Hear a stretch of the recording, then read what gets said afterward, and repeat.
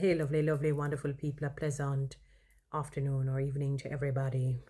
All right, I want to share with you some important information, and I dub it the evils of misinformation and disinformation. I want you to listen to the distinguished, or sorry, the distinct, sorry, differences between the two.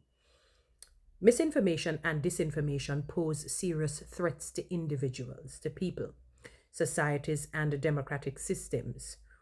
While misinformation refers to false or inaccurate information shared without intent to deceive, disinformation is deliberately, so it is consciously, intentionally created and spread to mislead.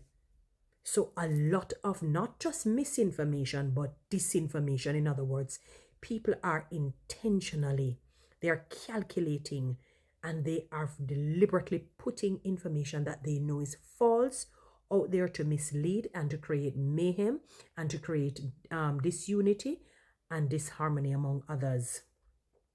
Both are harmful, but disinformation is especially dangerous due to its intent or intentional nature. One major evil of false information is its ability to distort truth and undermine trust. So people will begin to believe, if somebody trusted you, will say, no, I can't trust anymore. You're not a man or a woman of integrity simply because of what he or she has heard. When people are repeatedly exposed to inaccurate claims, or listen, when people are repeatedly, constantly, almost incessantly exposed to false or inaccurate claims about health, science, politics, or social issues, or even people, they may lose confidence in reliable institutions such as, well, this says such as the media, governments, and scientific bodies. But you have reliable places and people. This erosion of trust makes it harder for societies to respond effectively to crisis because they're going to think it's a lie, or that the people who are suffering under the different crises will not be assisted. So, such as pandemics or natural disasters, which Jamaica recently faced. Misinformation and disinformation also endanger public safety. False medical advice, for example, can lead people to reject proven treatments, misuse drugs, or ignore preventative measures, resulting in illness or death. Similarly, misleading information during emergencies can cause panic, confusion, and harmful decision making, such as what I'm seeing here in Jamaica, where people say, no, the government not doing anything, don't send them any money. Are you crazy? The Prime Minister has to come out and say who opened the ports for the different relief items to come in. Maybe the day after the hurricane. Is it the day after? They had to rush. I heard Mr. Vass say, rush and open the ports so that relief items can come in. Who was that courtesy of? You think it's a bird in the air or the fish in the sea? It was the government entities. Another serious consequence in social division, disinformation campaigns often exploit existing fears. So something that has already existed, you already wonder if this is so. Oh Lord, they exploit that and they heighten it. Prejudices and political differences, amplifying hatred and polarization, which we're seeing now. Instead of the two, for example, major political parties uniting, you see that polarization, one way over there, one way over there. And the hate brews. This one hate this color and that one hate that color. Ridiculous. By spreading false narratives about groups or events, bad actors can incite violence, discrimination, and social unrest, weakening social cohesion. In democratic societies, disinformation threatens free and fair elections.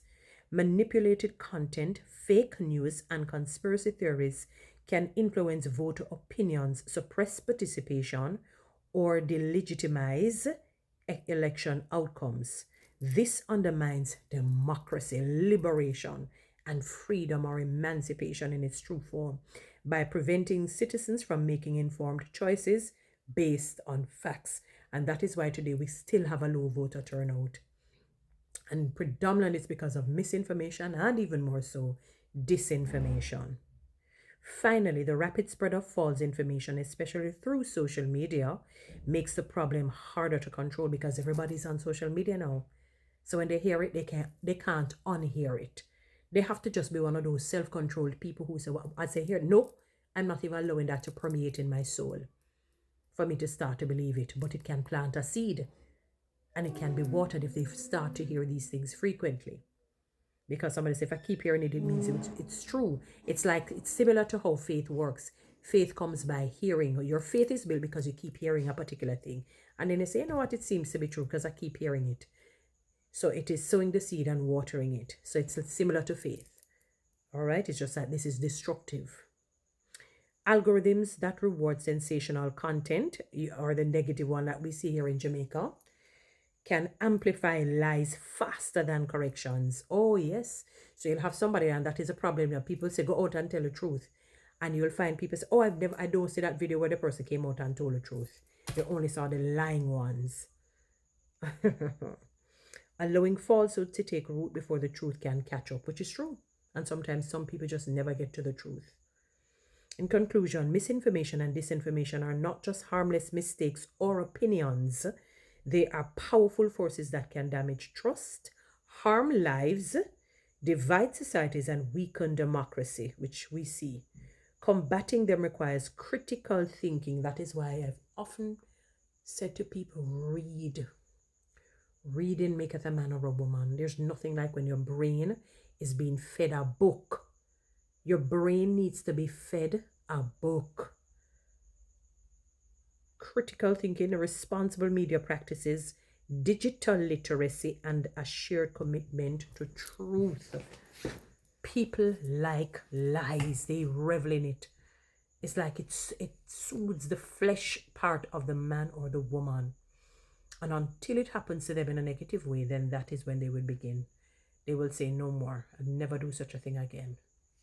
Stop the misinformation and stop the disinformation now. A word to the wise is certainly sufficient unto the day. Guys, you know what to do. Read TikTok and YouTube. Subscribe. Give me one of those lands. Have a good one. And follow me on Instagram.